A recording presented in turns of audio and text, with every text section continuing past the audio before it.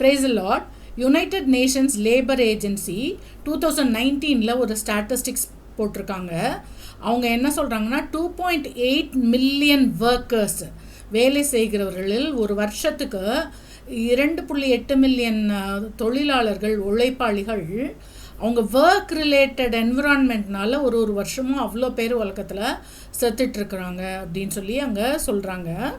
அதாவது நிறைய long hours இல்லாட்டி ஒர்க்கிங் ஹவர்ஸ் ஜாஸ்தி, இல்லாட்டா ஸ்ட்ரெஸ்ஸு ஜாஸ்தி, அதனால அந்த மாதிரி ஆகிட்டுருக்கு அப்படின்ட்டு. ஒரு நாளைக்கு 7500 பேர் அவங்களோட ஒர்க் என்விரான்மெண்ட்டு அன்சேஃபாக அன்ஹெல்த்தியாக இருக்கிறதுனால செத்துறாங்க. ஒரு நாளைக்கு 6500 பேர் ஒர்க் ரிலேட்டடான ஸ்ட்ரெஸ்ஸுனாலையும் டிசீஸ்னாலையும் மறிக்கிறதாக பார்க்குறோம்.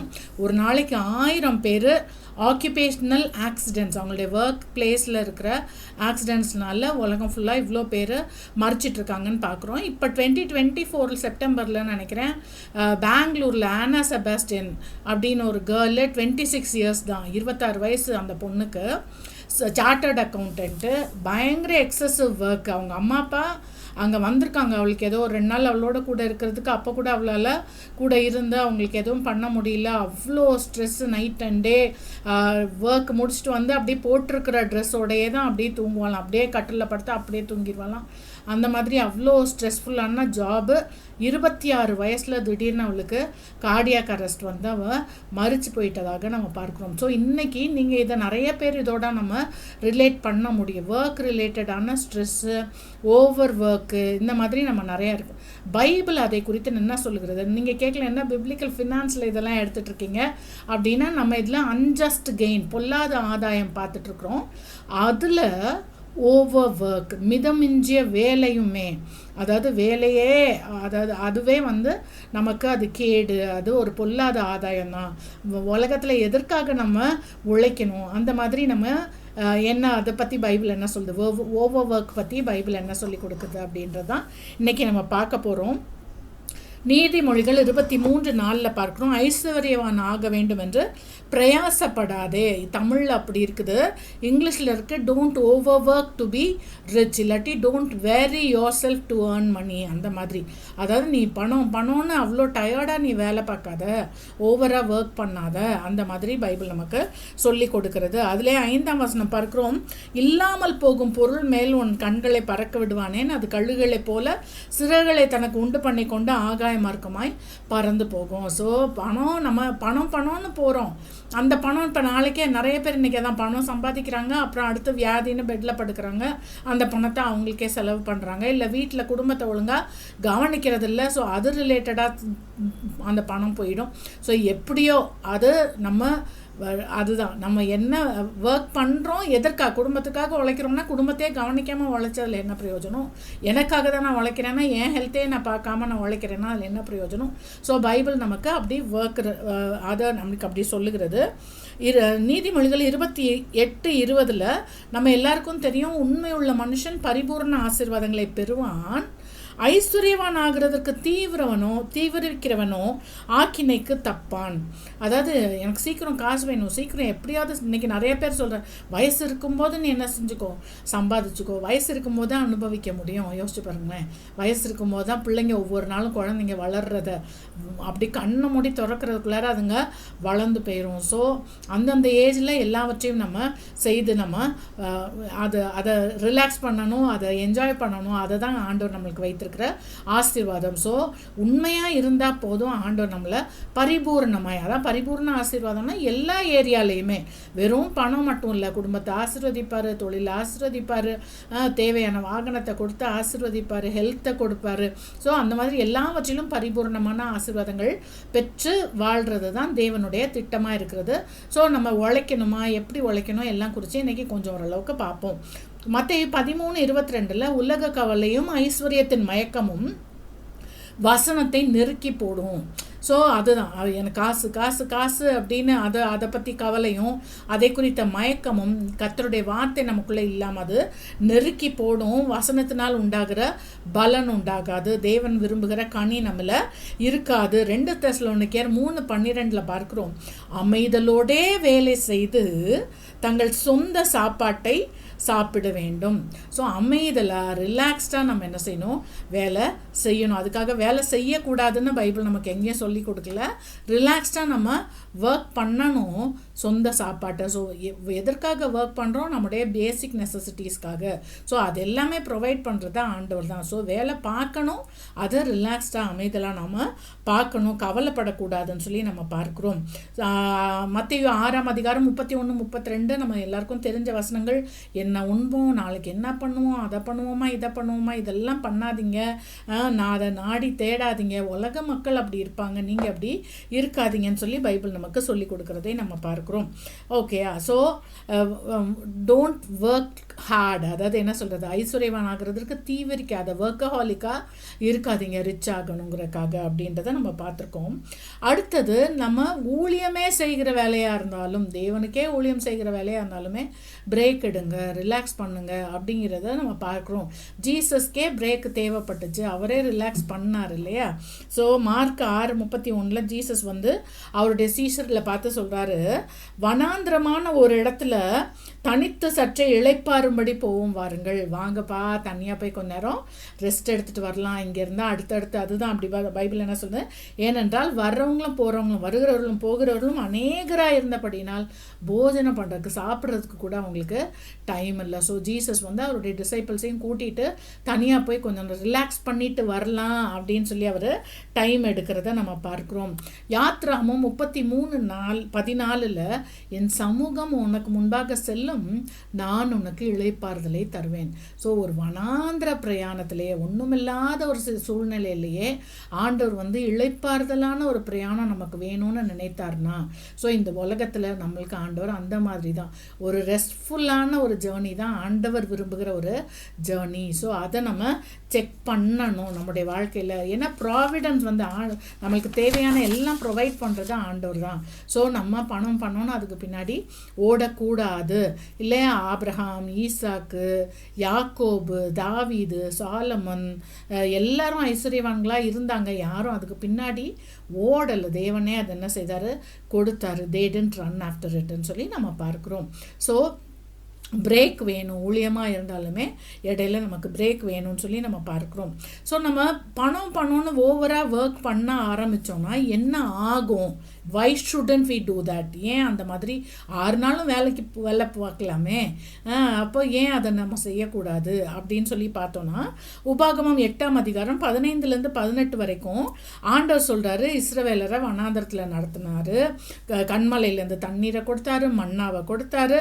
அந்த தேவனை நீ மறந்துடாத. கானானில் போய் நீ உழைச்சி தான்ப்பா சாப்பிட போகிற, ஆனால் உனக்கு ஒன்றும் இல்லாத நேரத்துலையுமே, உனக்கு உழைக்கிறதுக்கே அங்கே ஒரு வேலையும் இல்லை, அந்த மாதிரி ஒரு சிச்சுவேஷன்லேயுமே உனக்கு ஆண்டவர் சூப்பர் நேச்சுரலாக ப்ரொவைட் பண்ணார். அந்த தேவனை மறந்துடாத. நீ அங்கே போய் உழைக்க போகிற, சம்பாதிக்க போகிற, ஆனால் உன்னை தேவன் இப்படிலாம் நடத்திட்டு வந்தாருன்றதை நீ மறந்துடாதன்னு சொல்லி அங்கே சொல்லுகிறார். சொல்லிட்டு சொல்கிறாரு, அதனால் என் சாமர்த்தியம், என் கைபலன் இந்த பணத்தை, இந்த ஐஸ்வர்யத்தெல்லாம் எனக்கு கொடுத்துச்சுன்னு உன் இருதயத்தில் கூட நீ என்ன செஞ்சிடாத, சொல்லிடாத, எச்சரிக்கையாக இரு. இதுவரைக்கும் உன்னை போஷித்து காப்பாற்றினது அந்த தேவன் தான்.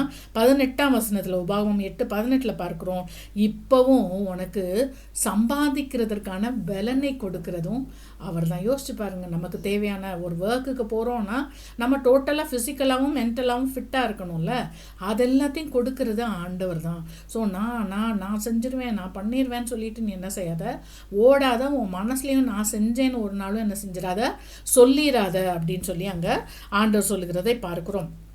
முக்கியமான ஒரு வசனம் ஏசாயா 2:8 விக்கிரகங்களை பற்றி அங்கே சொல்லும்போது சொல்லியிருக்கு, நம்ம வந்து ரொம்ப வேகமாக ஓடி நான் சம்பாதிக்கணும், என் கையிலால் உழைச்சிடணும், எப்படியாவது தேத்திடணும், அப்படியே என்ன சொல்கிறது, குவிச்சிடணும் அப்படின்னு சொல்லி நம்ம சொல்லும் பொழுது நம்மளை அறியாமலே நம்ம அந்த விக்கிரக ஆராதனைக்காரர்களை போல் ஆகிறோம். ஏன்னா அதில் என்ன சொல்லியிருக்கு, அந்த ஜனங்கள் என்ன செஞ்சாங்கன்னா, தங்கள் கைகளின் கிரியையையும் தங்கள் விரல்கள் உண்டு பண்ணினதையும் பணிந்து கொண்டார்கள். ஸோ விக்கிரக ஆராதனைனா என்ன? தங்கள் கைகள் செய்த, தங்கள் விரல்கள் பண்ணின அந்த பொருளை ஆராதிக்கிறது தான். ஸோ என்னைக்கு நான் என்னுடைய உழைப்பு நான் உழைச்சேன், நான் சம்பாதிச்சேன்னு சொல்லி அந்த உழைப்புன்னு ஓவராக அளவுக்கு மிஞ்சி நம்ம ஓடி போய் பணத்தையும் பொருளையும் நம்ம சம்பாதிக்கிறோமோ அதுவே நம்முடைய விக்கிரகமாய் மாறிவிடும் என்பதில் எந்த டவுட்டும் இல்லை அருமையான தேவனுடைய ஜனமே. ஸோ ஆண்டவர் வந்து நம்ம வேலை செய்யணும், ஆனால் ஒருபோதும் வேலை நல்ல பேர்டண்டாக இருக்கணும்னு அவர் விரும்புகிறது இல்லை. அது ஆண்டவர் சொல்கிறார். எகிப்துலேருந்து அவர்களை வெளியே கொண்டு வந்தார்ல, அப்போ சொல்லுகிறார் சங்கீதம் 81:6 அவன் தோளை சுமைக்கு விலக்கினேன், அவன் கைகள் கூடைக்கு நீங்களாயிற்று. அதாவது அவன் தோள் மேலே எகிப்துலேருந்து நம்ம நினைக்கிறோம் அடிமைத்தனத்துலேருந்து கொண்டு வந்த ஆண்டவர் சொல்கிறாரு, உன்னோட அந்த எக்ஸசிவ் ஒர்க்லேருந்து, உன்னுடைய ஒர்க் லோட்லேருந்து நான் உன்னை விட்டுவித்தேன். அதுதான் ஸ்பெசிஃபிக்காக சொல்கிறாரு. உன் தோளில் இருந்த சுமையை நான் உன்னை அதுக்கு விளக்குனேன், உன்னுடைய கையை கூடைக்கு நீங்களாக்கப்பட்டது. அப்படின்னா என்ன அர்த்தம்? யாத்திராமம் 1:11-12 பார்க்குறோம். பயங்கரமாக அவங்கள என்ன செய்கிறாங்க, வேலை செய்யும்படி செங்கலும் சாந்தும் அதுக்கு தேவையானதை தலையில் தூக்கணும். இந்த மாதிரி அவங்களுக்கு நிறைய ப்ராப்ளம்ஸ் இருந்துச்சு. ஸோ அதுக்கெல்லாம் நான் உங்களை அந்த மாதிரியான ஒர்க் லோடுக்கு நான் உங்களை ரிலீஸ் பண்ணி அதுலேருந்து உங்களை நீங்களாக்கி வெளியே கொண்டு வந்தேன் அப்படின்னு சொல்லி அங்கே ஆண்டவர் சொல்லுகிறார். ஸோ இந்த மாதிரி அதனால தான் உபாகமம் 5:15 சொல்கிறாரு, நீ எகிப்து தேசத்தில் அடிமையாக இருந்தாய் என்றும் உன் தேவனாகிய கர்த்தர் உன்னை அவ்விடத்திலிருந்து வல்லமை உள்ள கரத்தினாலும் ஓங்கிய புயத்தினாலும் புறப்பட பண்ணினார் என்றும் நினைப்பாயாக. ஆகையால் ஓய்வு நாளை ஆசரிக்க உன் தேவனாகிய கர்த்தர் உனக்கு கட்டளையிட்டார். நீ அங்கே இப்படிலாம் கஷ்டப்பட்ட, அதனால தான் கண்டிப்பாக உனக்கு வாரத்தில் ஒரு நாளாவது ஓய்வு நாள் இருக்கணும்னு சொல்லி தேவன் வந்து உனக்கு கமாண்டாக கொடுத்துருக்கிறாரு அப்படின்னு சொல்லி நம்ம அந்த இடத்துல பார்க்குறோம். ஸோ நம்ம ரொம்ப ஓவர் ஒர்க் பண்ணும்போது தேவனை மறப்போம். நான் தான் என்னுடைய சம்பாத்தியம்னு சொல்லி நம்முடைய இருதயத்தில் நினைவு கொள்கிறதுக்கு சான்சஸ் இருக்குது. கடைசியில் நான் உழைச்சேன், நான் சம்பாதிச்சேன்னு அதையே நம்முடைய விக்கிரகங்கள் ஆக்குறதற்கு நமக்கு சான்சஸ் இருக்குது. ஆண்டவரும் சொல்கிறாரு, உன்னை எகிப்துலேருந்து நான் வெளியே கொண்டு வந்தேன், உன்னுடைய பழைய பாவ வாழ்க்கையிலேருந்து நான் வெளியே கொண்டு வந்தேன்னா உன்னுடைய தோளை நான் சுமைக்கும், உன்னுடைய கைகளை கூடைக்கும் நான் நீங்களாக்குனேன். அதாவது ஒர்க் ப்ரெஷர்லேருந்தும் நான் உனக்கு ஒரு ரிலீஸ் தரேன்னு சொல்லி ஆண்டவர் சொல்கிறார். ஸோ இன்றைக்கி யாரெல்லாம் ஓவர் பேர்டன் இருக்கிறீங்களோ, ஓவர் ஒர்க் பண்ணுறீங்களோ, இந்த வார்த்தையை சங்கீதம் 81:6 நீங்கள் சொல்லி ஜெபம் பண்ணுங்க. ஆண்டவரே என்னுடைய தோளை சுமைக்கும், என்னுடைய கையை கூடைக்கும் நீங்களாக்குங்கன்னு சொல்லி நீங்கள் ஜெபம் பண்ணுங்க. அடுத்தது ஒர்க் வந்து ஆண்டவர் நானே தான் செய்வேன்னு சொல்லி நம்ம செய்யக்கூடாது. அது ஆக்சுவலாக சிலர் பர்ஃபெக்ஷனிஸ்ட் வந்து அவங்க செஞ்சால் அது பர்ஃபெக்டாக இருக்கும், சிலருக்கு கொஞ்சம் நாளாமே அந்த மாதிரி கேட்டகரி தான் வச்சுக்கோங்களேன். ஆனால் ஐ லேர்ன்ட், அதாவது நான் எப்படி சொல்கிறதுனா, அதாவது ஒரு ஜூயிஷ் ரபி சொல்கிறாரு, ஜூஸோட அந்த ஆசீர்வாதத்திற்கு, யூதர்களுடைய ஆசீர்வாதத்திற்கு ஒரு காரணம் என்னன்னா, அவங்க என்ன செய்வாங்களாம், அந்தந்த வேலையை அவங்கவுங்களுக்கு கொடுப்பாங்க. இப்போ சாட்டர்டே சண்டே அவங்க சாட்டர்டே ஈவினிங்லேருந்து மண்டே மார்னிங் வரைக்கும் ஒர்க் பண்ண மாட்டாங்க, அவங்களுக்கு ஓய்வு ரெஸ்ட் எடுப்பாங்க. அதனால் அவங்க என்ன செய்வாங்களாம், ஒர்க் ஃபுல்லாக இப்போ கார் கழுவுற வேலையாக இருக்கட்டும், இல்லை தோட்டத்தில் பண்ணுற வேலையாக இருக்கட்டும், இந்த மாதிரி எலக்ட்ரிக்கல் ப்ளம்பிங்கு என்னென்ன வேலையை அவங்களுக்கு நெய்பர்ஹுட்டில் இருக்கிற அது சம்மந்தமான இப்போ கார் வாஷு அந்த மாதிரி என்னென்ன இருக்குதோ அவங்கக்கிட்ட நான் வேலையை கொடுப்போம். அதனால என்ன ஆகும், நாங்கள் எங்களுடைய இந்த சம்பாத்தியம் எங்களுக்கு இருக்கும், அவங்களுக்கு வேண்டிய வருமானங்களும் அங்கே போகும். நம்ம வந்து நான் ஒன்றே சும்மா எக்ஸாம்பிளுக்கு சொல்கிறேன், இப்போ அவங்கள கார் கழுவ விடுறோம், அவங்க நல்லா செய்வாங்க, ஆனால் அதை விட நான் செஞ்சேன்னா பர்ஃபெக்டாக இருக்கும், பளபளன்னு இருக்கும். அது உண்மைதான் இருக்கலாம், உண்மையாக தான் இருக்கலாம், ஆனால் அதை நான் தான் செய்வேன்னு நம்ம செய்யக்கூடாது, தேவையில்லை. ஸோ ஒர்க்கை வந்து ஷேர் பண்ண பழகணும். நான் என்னுடைய லைஃப்லலாம் சம்டைம்ஸ் வந்து வீட்டில் இப்போது கிச்சனில் நம்ம யாரையோ விட போகிறோம் சமைக்கிறதுக்கு, இப்போ ஹெல்ப்பரே யாரோ ஒருத்தவங்களை விட போகிறோம்னு வச்சுக்கோங்களேன், கண்டிப்பாக நம்மளுக்கு அதில் ப்ராப்ளம்ஸ் வரும். ஒரு கிச்சனுக்குள்ளார 2 பேர் நின்னா கட்டாயம் என்ன செய்யும், ப்ராப்ளம் வரும். ஏன்னா நான் செய்கிற மாதிரி அவங்க செய்ய மாட்டாங்க, நான் கட் பண்ணுற மாதிரி அவங்க கட் பண்ண மாட்டாங்க, நான் வந்து கேஸ் எல்லாம் சிக்கனமாக யூஸ் பண்ணுவேன், அவங்க ஒரு வேளை பயங்கரமாக யூஸ் பண்ணுவாங்க. இந்த மாதிரி நிறைய ஆயில் நான் ஒரு வேளை கம்மியாக யூஸ் பண்ணுவேன்னா இருக்கும். So what I learned is, நான் என்னைக்கு என்னோட கிச்சனில் ஒருத்தங்களை இந்த டிஷ்ஷு செய்கிறதுக்குன்னு விட போகிறேனோ, I will run out of my kitchen. என்னுடைய வேலை என்ன, ரிலாக்ஸ் பண்ண. நான் உன்கிட்ட இதை செய்ய சொல்லிட்டேன், நீ செஞ்சு கொண்டு வாப்பா, நான் சாப்பிட்றேன், அதுக்கு வேண்டிய பேமெண்ட்டை நான் கொடுக்குறேன், I am going to relax. நான் பக்கத்தில் உட்காந்துக்கிட்டு இதையும் அவ்வளோ பண்ணுற, இதையும் இவ்வளோ ஊற்றுற, அதையும் இதை பண்ணுற, இல்லை நான் அந்த வேலையை நான் உன்கிட்ட கொடுத்துட்டேன், ஸோ நீ செய், உனக்கு வேணும்னா இன்ஸ்ட்ரக்ஷன் நான் கொடுத்துட்டு நான் போயிடுறேன் முதல்ல. ஸோ அந்த ரிலாக்ஸ் பண்ணுங்க. ஸோ ஒர்க்கை ஷேர் பண்ணி ரிலாக்ஸ் பண்ணுறது ஒரு பெரிய பிளெஸ்ஸிங் சொல்லி நம்ம பார்க்கலாம். யாத்ராகமம் 18:14 மோசையோட மாமனார் மோசையோட ஊழியத்தை பார்க்கறதுக்கு அங்கே வருகிறாரு. அங்கே பார்த்தோன்னா காலையிலேருந்து சாயங்காலம் வரைக்கும் ஜனங்களும் மோசைக்கு முன்னாடி நின்றுட்டே இருக்காங்க. இவரும் காலையிலேருந்து சாயங்காலம் வரைக்கும் அங்கே நியாயம் சொல்லிகிட்டே இருக்காரு. அப்போ இவர் சொல்கிறாரு, நீர் ஒன்றியா இப்படி உட்காந்துருக்கிறீரே, இது நல்லதில்லைன்னு சொல்லிட்டு அங்கே யாத்ராகமம் 18:17 சொல்கிறாரு, நீங்கள் இந்த தனியாக இப்படி செஞ்சிட்ருக்கிறது நல்லதில்லை, நீங்களும் டயர்டாயிருவீங்க, உங்களோட கூட இருக்கிற ஜனங்களும் என்ன செய்திருவாங்க, தொய்ந்து போயிடுவாங்க, இது உமக்கு ரொம்ப பாரமான காரியம், அதனால் இந்த ஒர்க்கை பிரித்து கொடுங்க அப்படின்னு சொல்லி அங்கே சொல்கிறாரு. அதே மாதிரி அந்த ஒர்க்கை திறமையுள்ள அங்கே தலைவர்களை தெரிந்தெடுக்கிறார்கள். 70 பேருக்கு அதை ஷேர் பண்ணுறாங்க. ஆண்டவரும் என்ன செய்கிறாரு, மோசையிலிருந்து அந்த ஆவியை, அந்த லீடர்ஷிப், அந்த ஸ்பிரிட்டை ஆண்டவரும் அந்த 70 அதுவும் ஆண்டவரும் என்ன செய்கிறாரு, அது அக்னாலஜ்மெண்ட், இல்லை மோசே நான் உன்னே தான் அழைச்சேன், நீ தான் செய்யணும்னு அங்கே ஆண்டவர் சொல்லலை. ஸோ அதை ஒர்க்கை அங்கே ஷேர் பண்ணி செய்கிறாங்க. ஸோ மினிஸ்ட்ரிலையும் சரி, அந்த மற்ற எந்த ஒர்க்லேயும் சரி ஷேர் பண்ணி பண்ணுங்க.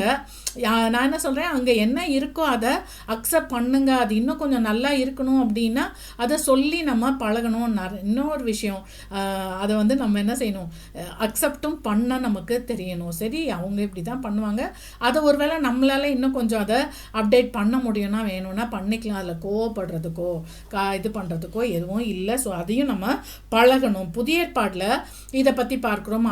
அப்போஸ்தலர் 6:1-4 வரைக்கும் சீஷர்களுடைய தொகை பெருகிருச்சு. ஸோ சீஷர்கள் கம்மியாக இருந்த வரைக்கும் அப்போஸ்தலர்கள் தான் எல்லா வேலையும் பார்த்துட்டு இருந்தாங்க, ஊழியமும் செஞ்சுட்டு இருந்தாங்க, ஜெபம் பண்ணாங்க, பிரசங்கம் பண்ணாங்க, பைபிள் படித்தாங்க, குணமாக்குற ஊழியம் செஞ்சாங்க. அது மாதிரி நற்கிரியைகள் செய்கிறது, அதாவது என்ன சொல்கிறது, சாப்பாடு கொடுக்கறது, அந்த மாதிரி தரித்திரருக்கு செய்கிறது, விதவைகளை அன்றாட விசாரணையில் விசாரிக்கிறது, இதெல்லாம் செஞ்சாங்க. தொகை பெருகின போது அங்கே ஒரு முறுமுறுப்பு வருது, இங்கே சரியாக இவங்களெல்லாம் விசாரிக்கல, அவங்களுக்கு சரியாக செய்யலை அப்படின்னு வரும்பொழுது இவங்க என்ன செய்கிறாங்க, ஜோ பண்ணி 7 பேர் என்ன செய்கிறாங்க, அங்கே தெரிஞ்செடுக்கிறதை பார்க்குறோம். எடுத்துட்டு அப்போஸ்தலர் 6:4 அப்போஸ்தலர்கள் சொல்கிறாங்க, நீங்கள் இதெல்லாம் செய்யுங்கப்பா, நாங்களோ ஜெபம் பண்ணுறதுலும் வேத வாசத்துலையும் நாங்கள் அதில் தரிச்சிருக்கோம், எங்களை அதில் ஃப்ரீயாக விட்டுருங்க. நான் என்ன சொல்கிறேன், இதில் போய் இவங்க என்ன செய்ய முடியாது, இனிமேல் போய் தலையிட்டுட்டு இவங்க அதில் இது பண்ணலை. ஸோ அந்த மாதிரி இருந்தாங்கன்னு சொல்லி நம்ம பார்க்குறோம். ஸோ நம்முடைய ஒர்க்கை நம்ம ஷேர் பண்ண படிக்கணும். 1 கொரிந்தியர் 3:7 பவுல் சொல்லுகிறார், நான் நட்டேன், அப்போல்லோ நீர் பாய்ச்சினார், தேவனே என்ன செய்தார், விளைய செய்தார். ஸோ ஒர்க்கை வந்து நம்ம ஷேர் பண்ணி பண்ணணும். விளைய செய்கிறது யார், தேவன் தான். ஸோ என்ன தான் நீங்கள் எவ்வளோ கடினமாக நைட் அண்ட் டே நம்ம உழைச்சாலும் அந்த ப்ராடக்ட், அந்த ஃப்ரூட்டை கொடுக்கறது யார் தான், ஆண்டவர். ஹார்வெஸ்ட்டு கொடுக்கறது அவர் தான். ஸோ நான் நட்டேன், நான் தான் தண்ணீரும் பாய்ச்சுவேன்ட்டு இல்லாமல் ஷேர் பண்ணி பண்ணுங்க, ஆண்டவர் வந்து அதை பிளெஸ் பண்ணுகிறத நம்ம பார்க்குறோம். ஸோ நம்ம ஷேர் பண்ணிவிட்டு ரிலாக்ஸ் பண்ணுகிறதை தேவன் விரும்புகிறார். சங்கீதம் 127:2 நம்ம பார்க்குறோம், நீங்கள் அதிகாலையில் எழுந்து நேரப்பட வேலையிலே தரித்து வருத்தத்தின் அப்பத்தை சாப்பிடுகிறதும் விருதா, அவரே தமக்கு பிரியமானவனுக்கு நித்திரை அளிக்கிறார். நீங்கள் காலங்காத்தாலேருந்து நைட்டு வரைக்கும் நீங்கள் வேலை பார்த்து வருத்தத்தின் அப்பத்தை புசிக்கிறீங்க, அது வேஸ்ட்டாக போயிடக்கூடாது. நல்லா உங்களுக்கு ரிலாக்ஸ் பண்ணுறதுக்கு ஆண்டவர் தான் உங்களுக்கு ஹெல்ப் பண்ணுறாரு. ஸோ ஆண்டவர் தான் நம்மளை ப்ளஸ் பண்ணுறாரு. ஒர்க் பண்ணணும், அது ஆனால் ரிலாக்ஸ்டாக தூங்க பாருங்களேன். இந்த வேலையை சொல்கிறாரு, வருத்தத்தோடலாம் வேலை பார்க்குறீங்க, ஆனாலும் ராத்திரி உங்களுக்கு தூக்கம் வரணும்னா அது யார் தான் கொடுக்குறா, ஆண்டவர் தான் கொடுக்குறாரு. ஸோ நைட்டு கண்டிப்பாக ரிலாக்ஸ் பண்ணுற டைமு அதையும் சேர்த்து நம்ம ஒர்க்குக்குள்ளார போட கூடாது அப்படின்னு சொல்லி பார்க்கணும். சரி, நீங்கள் இப்படிலாம் சொல்கிறீங்களே, அப்போ வேலையை பார்க்காம நான் படுத்திருந்தா எப்படி இருக்கும்? வேலையை பார்க்காம நான் உட்காந்துருந்து எனக்கு சாப்பிட்டா? இல்லை இல்லை இல்லை, ஒர்க் வந்து ஒரு பெரிய பிளெஸிங், தேவன் நமக்கு கொடுத்த ஒரு பெரிய ஆசீர்வாதம் வேலை. 2 தெசலோனிக்கேயர் 3ஆம் அதிகாரம் 6-15 வரைக்கும் பவுல் வந்து இதை ஸ்ட்ரிக்டாக எழுதுறார் தெசலோனிக்கே சபைக்கு. கடைசி கால துஷ்டத்தனங்கள் அதில் ஒன்று இந்த வேலைக்கு போகாமல் ஒழுங்கற்று நடக்கிறது. ஸோ கடைசி கால அடையாளங்களிலே ஒன்று ஒழுங்காய் வேலைக்கு போகாமல் இருக்கிறது. அவர் சொல்கிறாரு, பவுல் சொல்கிறாரு, நாங்கள் உங்ககிட்ட ஒருபோதும் நாங்கள் ஒழுங்கற்று நடக்கலை, ஒரு வருடத்திலும் நாங்கள் இலவசமாய் சாப்பிடலை, ஒருவருக்கும் நாங்கள் பாரமாக இருக்கல, இரவும் பகலும் பிரயாசத்தோடும் வருத்தத்தோடும் நாங்கள் வேலை செய்து சாப்பிட்டோம்னு சொல்லி அங்கே பவுல் சொல்கிறார். அப்போது இதெல்லாம் என்னது? வேலை செய்யாமல் இலவசமாய் சாப்பிட்றது, மற்றவங்களை பாரப்படுத்துறது, இதெல்லாம் ஒழுங்கற்று நடக்கிறது. ஸோ நாங்கள் அப்படி இல்லைன்னு சொல்லி பவுல் சொல்லுகிறார். 10ஆம் வசனத்தில் பார்க்குறோம், ஒருவன் வேலை செய்ய மனதில்லாது இருந்தால் அவன் சாப்பிடவும் கூடாது. கொஞ்சமாக சாப்பிட்டுக்கோன்னு கூட சொல்ல, சாப்பிடாது. உனக்கு வேலை செய்ய மைண்ட் இல்லைன்னா சாப்பிடாதுன்னு சொல்கிறாரு. 11ஆம் வசனத்தில், உங்களில் சிலர் யாதொரு வேலையும் செய்யாமல் என்ன செய்கிறாங்களாம்? வீண் அலுவல்காரர்களாய் ஒழுங்கற்று நடக்கிறாங்கன்னு கேள்விப்படுறோம். 14ஆம் வசனத்தில் சொல்கிறாரு, அவன் வெட்கப்படும்படி அவனோடு கலவாதிரு, அவனோட சேராத, அவனுக்கே ஷேமாக இருக்கட்டும். நம்ம இப்படி இருக்கனால தான், நம்ம வேலைக்கு போகாமல் நம்ம பாட்டுக்கு இப்படி உட்காந்து சாப்பிட்றனால தான் இவங்க நம்மளை விட்டு விலகுறாங்கன்னு சொல்லி அவன் தெரியட்டும். அதனால் அவனை விட்டு விலகு, அவனோட கலக்காதன்னு சொல்லி அவ்வளோ ஸ்ட்ரிக்டாக வேலை செய்யாதவர்களை குறித்து அங்கே பவுல் சொல்கிற. பவுலை போல் அவ்வளோ நிறையா, ஜீசஸ்க்கு அடுத்து அத்தனை அப்போஸ்தலர்கள் இல்லை, பவுலை போல் அவ்வளோ நிறைய வேலை செய்தவங்க நம்ம பைபிளில் பார்க்கல. அவர் நிறைய எழுதியிருக்கிறார். ஆனால் அந்த பவுல் என்ன சொல்கிறாரு? உங்கள் யாருக்கும் நான் பாரம் கொடுக்கல, என் கையால் இரவும் பகலும் நான் உழைச்சி நான் என்ன செஞ்சேன்? சாப்பிட்டேன். அப்போது ஊழியம் செய்து அப்படிலாம் இருந்த பவுல் சொல்கிறாருன்னா, ஊழியமே செய்யாதவர்கள் சும்மா உட்காந்துருக்கவங்க இன்னும் எவ்வளவாய் நம்ம உழைக்கணும். ஸோ ஒர்க் இஸ் அ பிளெஸ்ஸிங்னு சொல்லி நம்ம பார்க்குறோம். எப்படி ஆனால் நம்ம வேலை செய்யணும்? ஆதியாகமம் 2:2 ஆண்டவர் என்ன செய்தார்? தேவன் தாம் செய்த தம்முடைய கிரியைகளை 7ஆம் நாளிலே நிறைவேற்றி தாம் உண்டாக்கின தம்முடைய கிரியைகள் எல்லாம் முடித்த பின்பு 7ஆம் நாளிலே ஓய்ந்திருந்தார். ஆண்டவர் என்ன செய்தாராம்? தன்னுடைய ஒர்க்கெல்லாம் நிறைவேற்றினார், முடித்தார், அப்புறம் ரெஸ்ட் எடுத்தார். ஸோ இது எல்லாமே அன்னன்னைக்கு நமக்கு இருக்கிற வேலையை நிறைவேற்றணும், முடிக்கணும், ரெஸ்ட்டும் நமக்கு இருக்கணும். ரெஸ்ட்லெஸ்ஸாக இருக்கிறது அது ஹெவன்லி கிடையாது. அது வந்து ஹெல்லில் தான் ரெஸ்ட்லெஸ்ஸாக இருப்பாங்க. பிசாசு தான் இந்த பூமியில் ரெஸ்ட்லெஸ்ஸாக இருந்தான்னு சொல்லி நம்ம பார்க்குறோம். ஸோ அப்படி இல்லை. ஸோ ஆஸ் லாங் ஆஸ் நான் வந்து என்னோடய ஒர்க்கும் பண்ணுறேன், நான் ரிலாக்ஸ்டாகவும் இருக்கேன், நான் சந்தோஷமாக இருக்கேன் அப்படின்னு சொன்னால் it's okay.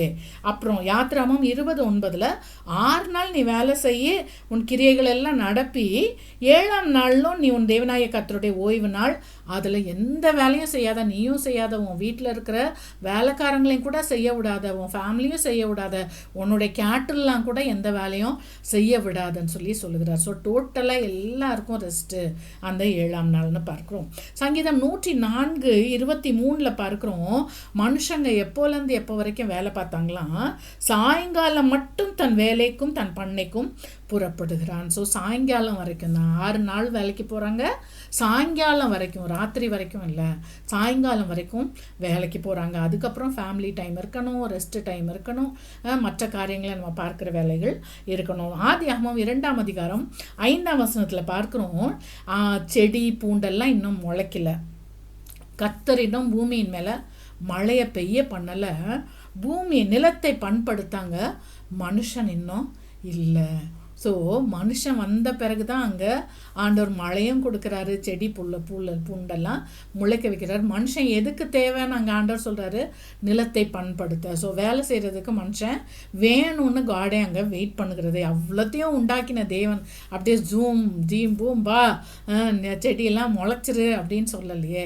He wanted man to work in the garden. 2ஆம் அதிகாரம் 7ஆம் வசனத்தில் மனுஷனை உண்டாக்கினாரு, தோட்டத்தை உண்டாக்கினாரு, நதியை உண்டாக்கினார், எல்லாம் பண்ணிட்டு 15ஆம் வசனத்தில் ஆண்டவர் மனுஷனுக்கு கொடுக்குற முதல் அசைன்மெண்ட் என்ன? தேவனாகிய கர்த்தர் மனுஷனை ஏதேன் தோட்டத்தில் அழைத்து கொண்டு வந்து அதை பண்படுத்தவும் காக்கவும் என்ன செய்தார்? வைத்தாருன்னு சொல்லி பார்க்குறோம். ஸோ அங்கே ஆண்டவர் மனுஷனை பண்படுத்தவும், தோட்டத்தை பண்படுத்தவும் காக்கவும் முதல்ல அவனுக்கு வேலையை கொடுக்குறாரு. அதுக்கப்புறம் தான் என்ன செய்கிறார்? மனுஷன் பகல்லாம் வேலை செய்கிறான், சாயங்காலத்தில் தேவன் அவனோடு கூட. ஸோ சாயங்காலம் ரிலாக்ஸ் பண்ணுறது எதுக்கு? தேவனோடு நடக்க, தேவனோடு உறவாட. ஃபேமிலி டைம்னா சினிமா பார்க்குறதுக்கு இல்லை, ஆண்டவருக்கு நன்றி சொல்ல, தேவனுடைய வார்த்தைகளை நம்ம பார்க்க. ஸோ பிள்ளைகளோட கூட அதான் நான் எண்ணாமம் 6ஆம் அதிகாரத்தில் இருக்குல்ல, இரவும் பகலும் நீ உட்காரும்போது, எந்திரிக்கும் போது, படுக்கும்போது, நடக்கும்போது கர்த்தருடைய வார்த்தையை சொல்லணும்னு எப்போ இப்படிலாம் சொல்ல முடியும்? ஸோ நம்ம வேலையெல்லாம் விட்டுட்டு ஃபேமிலி டைம் இருந்தால் தான் நம்ம அதெல்லாம் செய்ய முடியும்னு சொல்லி நம்ம பார்க்குறோம். ஆதியாகமம் 18ஆம் அதிகாரத்தில் கூட ஆபிரகாம் தன்னுடைய சந்ததிகளுக்கு கர்த்தருடைய கட்டளைகள் எல்லாவற்றையும் குறித்து சொல்லுவான் என்று நான் அவனை குறித்து அறிந்திருக்கிறேன்னு சொல்லி ஒரே ஒரு பிள்ளையை கூட கொடுக்க அதுக்கு முன்னாடி ஆண்டவர் சொன்னார். ஸோ அதுக்கெலாம் எங்கே டைம் இருக்கும்? நம்ம காலையிலேருந்து நைட் வரைக்கும் வேலை பார்த்தோம்னா, ஸோ இதெல்லாம் ஈவினிங்கில் நம்ம ரிலாக்ஸ் பண்ணி கர்த்தரை குறித்து, அவருடைய வார்த்தைகளை குறித்து ஃபேமிலியில் தியானிக்க, பேச, கர்த்தரை துதிக்க, ஜெபிக்க அந்த டைமை நம்ம யூஸ் பண்ணணும். So work is a blessing, ஆனால் ரிலாக்ஸ்டாக ஒர்க் பண்ண சொல்லுகிறார். Workaholism is condemned, over work is condemn. அதிகமான மிதமிஞ்சின வேலையை வேதாகமம் கடிந்து கொள்கிறது. லூக்கா 10ஆம் அதிகாரத்தில் ஜீசஸ் நல்ல சமாரியனுடைய அந்த உவமையை சொல்லுகிறாரு. அது எதுக்கு சொல்கிறாருன்னா, நியாயசாஸ்திரி ஒருத்தன் அவர்கிட்ட கேள்வி கேட்குறான், அவன்கிட்ட ஆண்டவர் பதில் சொல்கிறாரு. அப்போ அங்கே சீஷர்கள் இருக்கிறாங்கன்னு சொல்லி நம்ம பார்க்குறோம். அவரோடு கூட சீஷர்கள் இருக்கிறார்கள்னு சொல்லி பார்க்குறோம். அதுலேயும் 10ஆம் அதிகாரம் லூக்கா 10:38 பின்பு அவர்கள் பிரயாணமாய் போகையில், எல்லாரும் சேர்ந்து தான், ஜீசஸும் அவருடைய டிசைபிள்ஸ் எல்லாரும் சேர்ந்து தான் என்ன செய்கிறாங்க? பிரயாணப்பட்டு போய் மார்த்தாள் மரியாளுடைய வீட்டுக்கு போகிறாங்க. நம்ம இந்த இடத்துல இந்த சீனில் வெறுமனே ஜீசஸையும் மார்த்தா மரியாளையும் மட்டும்தான் பார்க்குறோம். ஆனால் எல்லாரும் தாங்க அங்கே போகிறாங்க. போனால் மரியாள் அவள் பாட்டுக்கு ஜீசஸோட பாதத்தில் உட்காந்து அவங்க என்ன செய்கிறாங்க? உட்காந்து வார்த்தையை கேட்குறாங்க. மார்த்தா பயங்கர பிஸியாக என்ன செஞ்சாங்க? வேலை செய்கிறாங்க. அதில் 40ஆம் வசனத்தில் பார்க்குறோம், மார்த்தாளோ பற்பல வேலைகளை செய்வதில் மிகவும் வருத்தம் அடைந்து. ஸோ அவங்க என்ன செய்கிறாங்க? பல வேலை. என்ன வேலை? எக்ஸாம்பிளுக்கு யோசிச்சு பாருங்களேன். நம்மளா சொல்லணும்னா, ஜீசஸ் வந்திருக்காங்க, டிசைபிள்ஸ் வந்திருக்காங்க, வீட்டில் இருக்கவங்க மரியாளும் லாசரும் இருக்காங்கன்னு வச்சுக்கோங்களேன். என்ன வேலை? அவங்களுக்கு சாப்பாடு கொடுக்கணும், வீட்டில் அவங்க உட்கார்றதுக்கு, அவங்களுக்கு அந்த காலத்தில் வெளியேந்து வந்தாங்கன்னா அவங்களுடைய பாதங்களை கழுவுறதுக்கு தண்ணி வைக்கணும். இந்த மாதிரி பேசிக்காக கொஞ்சம் வேலை இருக்கும். ஸோ இதெல்லாம் பண்ணிவிட்டு அவங்களும் என்ன செஞ்சுருக்கலாம்? ஜீசஸோட பாதத்தில் உட்காந்துருக்கலாம்.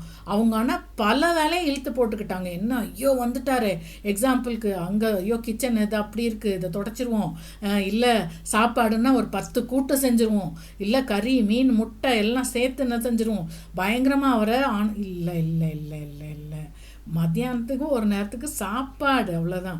அவங்க வயிறு நிறையிறதுக்கு ஜீசஸே என்ன செஞ்சார்? அப்பமும் மீனும், அவ்வளோதான். ஸோ அந்த மாதிரி தான் எல்லா இடத்துலையுமே நீங்கள் பாருங்களேன், ஜீசஸோட இதெல்லாம் அப்படி சிம்பிளாக தான். ஈவன் அவருடைய ரிசரக்ஷன் டைமில் கூட அங்கே அதுதான் நடந்துச்சு. அங்கே எக்ஸ்ட்ராவாக தேன் கூட்டு துணிக்கு அங்கே இருந்துச்சுன்னு சொல்லி பார்க்குறோம். ஸோ பல வேலைகளை நம்மளாம் என்ன செஞ்சுக்கக்கூடாது, இழுத்துக்கக்கூடாது. இதை நான் படிக்கும்போது இந்த ஆண்டவர் எனக்குமே பேசினார். நம்மளுமே நிறைய என்ன செய்கிறோம்? ஐயோ அவங்க வராங்க, இவங்க வராங்கன்னு தேவையில்லாத டென்ஷன்ஸ்லாம் நம்ம இழுத்துக்கிறோம். 41ஆம் வசனத்தில் ஆண்டவர் சொல்லுகிறார், மார்த்தாளே மார்த்தாளே, நீ அநேகம் காரியங்களை குறித்து என்ன செய்கிறாய்? கவலைப்பட்டு கலங்குகிறாய். ஸோ இந்த மாதிரி இதுதான் அங்கே ப்ராப்ளமே. அதுக்காக வெளியேந்து வந்தாங்கன்னா அவங்கள உபசரிக்க வேண்டாமா? அவங்களுக்கு சாப்பாடு கொடுக்க வேண்டாமா? அப்படி இல்லை, அது கண்டிப்பாக கொடுக்கணும். அதுலேயே இதே லூக்கா 10 அதிகாரத்தில் 8ஆம் வசனத்தில் பார்க்குறோம், ஆண்டவர் சொல்கிறார், நான் ஊழியத்துக்கு நான் அனுப்பும்போது யார் உங்களை ஏற்றுக்கொள்கிறாங்களோ நீங்கள் அவங்க வீட்டுக்கு போங்க, உங்களுக்கு முன்னாடி என்ன வைக்கிறாங்களோ அதை சாப்பிடுங்க. சரியா? அதுதான், பசிக்கு தான் நம்ம சாப்பிட்றோம் இல்லை? ஸோ என்ன ஒரு விஷயம், ஒரு கஞ்சி வைக்கிறாங்களா அதை சாப்பிடுங்க, அதுதான் வேணும், இதுதான் வேணும், அப்படி இல்லை. யாரையும் நம்ம வருத்தப்படுத்த கூடாது. ஸோ அந்த மாதிரி இங்கே ஜீசஸ் வந்து அதை தான் சொல்கிறார், நீ அநேக காரியங்களால் உன்னை வருத்தப்படுத்திக்கிற. ஏன் ஜீசஸ்க்கு தெரியாதா இவ்வளோ பேர் இருக்காங்க அவங்க செய்யணுன்ட்டு? ஸோ நீ ரொம்பவும் போட்டு ஸ்ட்ரெயின் பண்ணிக்காத, இருக்கிறத வச்சு நீ சமாளின்றது தான் அந்த இடத்துல ஜீசஸ் அங்கே சொல்ல வருகிறதை நம்ம பார்க்குறோம். ஸோ நம்ம மத்தேயு 13:22 இது ஏற்கனவே பார்த்தோம். உலக கவலை என்ன செய்யும்? கர்த்தருடைய வார்த்தையை நெருக்கி போட்டுரும், முள்ளுள்ள இடம் அதுதான். ஸோ இந்த மாதிரி ஐயோ நான் அதை பண்ணுமே இதை பண்ணுமேன்னு சொல்லும் பொழுது இங்கே மரியாள் தன்னை விட்டு எடுபடாத பங்கு வசனத்தை கேட்க உட்காந்துட்டாங்க. ஸோ ஆண்டவர் அதுதான் இம்பார்ட்டண்ட்டுன்றத அந்த இடத்துல ஆண்டவர், நீ வா அதெல்லாம் வச்சுட்டு வா. நான் எப்போவுமே சொல்வேன், நான் இப்போ வீட்டில் நான் இதுலலாம் நான் உண்மையாக ரொம்ப ஸ்ட்ரிக்ட்டு. ஒரு மீட்டிங்னா அரேஞ்ச் பண்ணுறோம். இப்போ எக்ஸாம்பிளுக்கு எங்கள் வீட்டில் ஒரு ப்ரேயர் மீட்டிங்னு வச்சுக்கோங்களேன், 6 to 8 மீட்டிங்கு. எங்கள் வீட்டில் மீட்டிங் நடக்குது. ஆனால் நான் என்ன செய்கிறேன், கிச்சனில் நான் போய் நிற்கிறது மாத்திரம் இல்லாமல் வர்றவங்களில் 10 பேரை எனக்கும் ஹெல்ப்புக்கு கூட்டிகிட்டு போய் அதை செய் இதை செய் முடித்தோடனே நான் அவங்களுக்கு சாப்பாடு போடணும். No, I am strictly against that. கண்டிப்பாக உனக்கு வேணும்னா நீ அந்த 6 மணிக்குள்ளார என்ன செய்ய முடியுமோ அதை செஞ்சுட்டு நீ உட்கார். அப்படியே இல்லையா, கடையில் நீ ஒரு கஞ்சி கூட நீ என்ன செய், வாங்கி கொடு. அது இல்லாத ஒரு மீட்டிங், ஒரு ப்ரேயர் மீட்டிங்னு அதுக்கு ஒரு பேர் வேற வச்சுட்டு நம்ம போய் கிச்சனில் நின்றுக்கிட்டு இருந்தோம்னா அது உண்மையாக ஆண்டவரை அவமதிக்கிற ஒரு விஷயம். ஸோ தேவன் ஒரு இடத்துல ஒரு கூடுறோம், ஒரு 2-3 பேர் கூடும்போது அந்த இடத்துல ஆண்டவர் இருக்கிறாருன்னா அந்த இடத்துல நான் இல்லாமல் நான் என்ன பண்ணிக்கிட்டு இருக்கிறேன்? அப்போ எதுக்கு நான் ஒரு மீட்டிங்னு வைக்கிறேன்? அது ரொம்ப தவறான ஒரு விஷயம். இதிலெல்லாம் நான் உண்மையாகவே ஸோ எதுவாக இருந்தாலும், அது எந்த ஒர்க்காக இருந்தாலும், ஆஃபீஸாக இருக்கட்டும், பிஸ்னஸாக இருக்கட்டும், ஃபேமிலியாக இருக்கட்டும், பிள்ளைகளுடைய காரியங்களாக இருக்கட்டும், படிப்பாக இருக்கட்டும், எல்லாவற்றிலும் நம்ம ரிலாக்ஸ்டாக கவலை இல்லாமல் கர்த்தரை நினைத்து கொண்டு வசனங்களை தியானித்து கொண்டு அழகாக பாட்டு பாடிக்கொண்டு நம்ம ஒர்க் பண்ணுறது தான் பிடிக்கிற ஒரு விஷயம். ஈவன் படிப்பில் கூட சாலமன் தான் வைசஸ்ட் மேன் ஆன் எர்த் இல்லை. அவர் சொல்கிறாரு, பிரசங்கி 12:12 சொல்கிறாரு, அநேகம் புத்தகங்களை உண்டு பண்ணுகிறதற்கு முடிவில் அதிக படிப்பு உடலுக்கு இழைப்பு. இப்போ படிக்கிறதுக்கும் எல்லையே இல்லைப்பா, போய்கிட்டே இருக்கும், ஆனால் அது தேவையில்லைன்றாரு. பிரசங்கி 1:18 அதிக ஞானத்தில் அதிக சலிப்பு உண்டு, அறிவு பெருத்தவன் நோவு பெருத்தவன் சொல்லி அவர் அங்கே சொல்லுகிறார். ஸோ எல்லாமே படிக்கிறதுமே அதுக்குன்னு ஒரு லிமிட்டேஷன்ஸ் இருக்கட்டும் அப்படின்னு சொல்லி அங்கே அவர் சொல்லுகிறதை பார்க்குறோம். ஸோ ஓவர் ஒர்க்கை இந்த இடத்துல ஆண்டவர் கண்டம் பண்ணுகிறதை பார்க்கிறோம். கடைசியாக RESTful work is a bliss. அதாவது நல்லா ரிலாக்ஸ் பண்ணிக்கிட்டே என்னால் வேலை செய்ய முடியும்னா அதை விட ஒரு பெரிய ஆசீர்வாதம் அது இல்லை. அதாவது எந்த வேலை, குடும்பம் நடத்துகிறதா இருக்கட்டும், வேலைக்கு போகிறதா இருக்கட்டும், ஊழியம் செய்கிறதா இருக்கட்டும், எதுவாக இருந்தாலும் ரிலாக்ஸாக நான் செய்கிறேன்னா அது ஒரு பெரிய ஆசீர்வாதம்னு சொல்லி நம்ம பார்க்குறோம். அது நம்முடைய மைண்டும் நம்முடைய ஆட்டிடியூடும் தான். பவுல் சிறைச்சாலையில் போடும்போதுமே சந்தோஷமாக இருங்கன்னு அவர் லெட்டர் எழுதுகிறாரு. கடைசியாக ரோம கவர்மெண்ட்டில் வீட்டு சிறையில் வைக்கப்பட்டிருக்காங்க.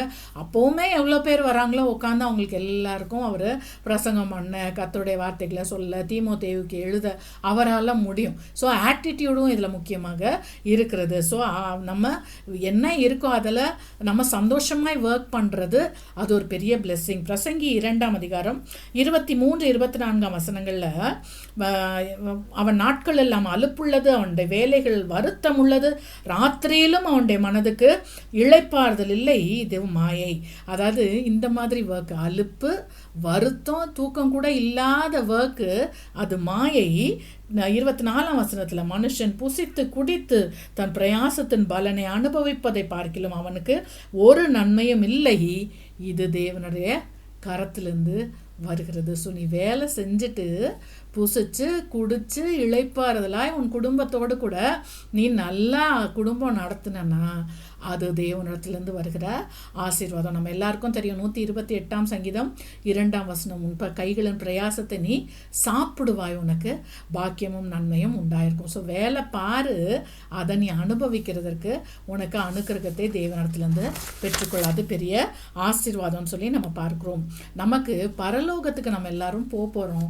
அப்போ இந்த பூமியில் நம்ம செய்கிற கிரியைகள் நம்மோடு கூட வரப்போகுது. நம்ம அங்கே போய் ரெஸ்ட் பண்ண போகிறோம், அதெல்லாம் வரப்போகிறது. வெளிப்படுத்தல் 14:13 கர்த்தருக்குள் மரிக்கிறவர்கள் இது முதல் பாக்கியவான்கள், அவர்கள் தங்கள் பிரயாசங்களை விட்டொழிந்து இளைப்பாறுவார்கள், அவருடைய கிரியைகள் அவர்களோட கூட போம். ஸோ இந்த பூமியில் உனக்குன்னு அவங்களுக்குன்னு கொடுத்த பொறுப்புகள் இருக்குது.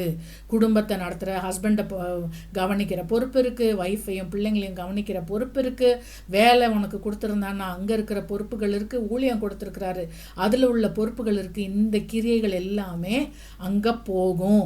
ஸோ எதை செய்தாலும், நீ புசித்தாலும் குடித்தாலும் எதை செய்தாலும் அதை கர்த்தருடைய நாமத்திற்காக நம்ம செய்ய பழகணும். வெளிப்படுத்தல் 22:12 இதோ சீக்கிரமாய் வருகிறேன், அவனவனுடைய கிரியைகளின்படி அவனவனுக்கு நான் அளிக்கும் பலன் என்னோட கூட வருகிறதுன்னு அங்கே ஜீசஸ் சொல்லுகிறதை பார்க்கிறோம். ஜீசஸ் என்ன சொல்றாரு? யோவான் 8:29 என்னை அனுப்பினவர் என்னுடனே கூட இருக்கிறார், பிதாவுக்கு பிரியமானவைகளே நான் எப்பொழுதும் செய்கிறபடியால் அவர் என்னை தனியே இருக்க விடவில்லைன்னு சொல்லி அங்கே சொல்லுகிறதை பார்க்கிறோம். ஸோ அவர் ஜீசஸ் பிரியமாய், பிதாவுக்கு பிரியமாய் நான் எப்பவுமே ஒர்க் பண்ணேன், அதனால பிதா என்னை தனியாக இருக்க விடலைன்னு சொல்லி சொல்லுகிறார். ஸோ அப்படி பிதாவுக்கு பிரியமாய் ஜீசஸ் அங்கே என்ன செய்தார்னு பார்த்தோம்னா, யோவான் 4:34 நான் என்னை அனுப்பினவருடைய சித்தத்தின்படி செய்து அவருடைய கிரியையை முடிப்பதே என்னுடைய போஜனமாக இருக்கிறதுன்னு சொல்லி அங்கே எழுதுகிறார். ஸோ பிதாவுடைய சித்தம் இன்னைக்கு என்னுடைய லைஃப்பில் நான் இப்படி இருப்பேன்னு பிதாவுடைய சித்தம் இருந்துச்சு, அதெல்லாம் நான் என்ன செஞ்சு முடித்தேன். ஸோ தயவு செய்து நம்ம இந்த பூமியில் வேலை பார்க்கணும், ஆனால் தேவ சித்தத்தின்படி பார்க்குறோமா, முக்கியமாய் வேலையை குடும்பத்தை கவனிக்கிறோமா, பிள்ளைகளை கவனிக்கிறோமா. ஏன்னா அதெல்லாம் நான் என்ன சொல்கிறேன், என் புருஷனை நான் இல்லாமல் வேற யாரும் கவனிக்க முடியாது.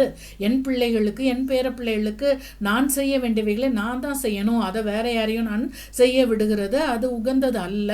ஸோ எல்லாமே சொல்கிறேன், நான் ஆண்டவர் செய்கிறேன், ஊழியம் செய்கிறேன், அதை பண்ணுறேன், இதை பண்ணுறேன்னு செய்ய வேண்டியதை விட்டு விட்டு போகிறது அங்கே பைபிளில் நமக்கு சொல்லப்படவே இல்லை. ஸோ தேவ சித்தம் குடும்பம்னு இருந்துச்சுன்னா அங்கே இருக்கிறது தான் தேவ சித்தம். ஸோ அங்கங்கே நிறைவேற்றுகிற காரியங்களை நம்ம நிறைவேற்றி ஊழியத்தையும் தேவனுக்கு பிரியமாய் எல்லாவற்றையும் நம்ம செய்யும் பொழுது அதை குறித்து நம்ம பார்க்கும்போது தானியேல் 10:19 தானியேலை தேவதூதன் கொடுக்குறான், பிரியமானவனே இல்லை பிரியமான புருஷனே பயப்படாதே உனக்கு சமாதானம். தானியேல் என்ன ஊழியம் செய்தார்? தானியேல் அங்கே பாபிலோனுடைய அரசாங்கத்தில் ஒரு பெரிய அஃபிஷியலாக இருந்தார். ஸோ ஆஃபீஸில் கர்த்தருக்கு பிரியமாய் நம்முடைய ஒர்க்கை நம்ம நிறைவேற்றும் பொழுது, அவருக்கு உண்மையாக நம்ம அங்கே ஒர்க் பண்ணும் பொழுது கர்த்தருடைய நாமம் மகிமைப்படும்படியாக அங்கே கர்த்தருடைய நாமமும் பிரஸ்தாபமாகும் என்பதில் எந்த டவுட்டும் இல்லை. ஸோ அங்கே ஒர்க் பிளேஸில் அவர் உண்மையாக இருந்தார், கர்த்தருக்கு பிரியமானதை அவர் அங்கே செய்தார்னு சொல்லி பார்க்கிறோம். எபிரேயர் 11:5 ஏனோக்கை குறித்து நம்ம பார்க்கிறோம், தேவனுக்கு பிரியமானவன் என்று அவன் எடுத்துக்கொள்ளப்படுவதற்கு முன்னே அவன் என்ன செய்தானா சாட்சி பெற்றான். ஸோ ஏனோக்கு என்ன அப்படி பிரியமானதை செஞ்சுட்டாரு? ஆதியாகமம் 5:22 300 வருஷம் அவர் தேவனோடு சஞ்சரித்தார், குமாரரையும் குமாரத்தையும் பெற்றார். ஸோ ஃபேமிலியையும் சக்ஸஸ்ஃபுல்லாக ரன் பண்ணார், தேவனோடையும் சஞ்சரித்தார். இதுதான் நமக்கு ஆண்டவர் பூமியில் கொடுத்துருக்கிற வேலை.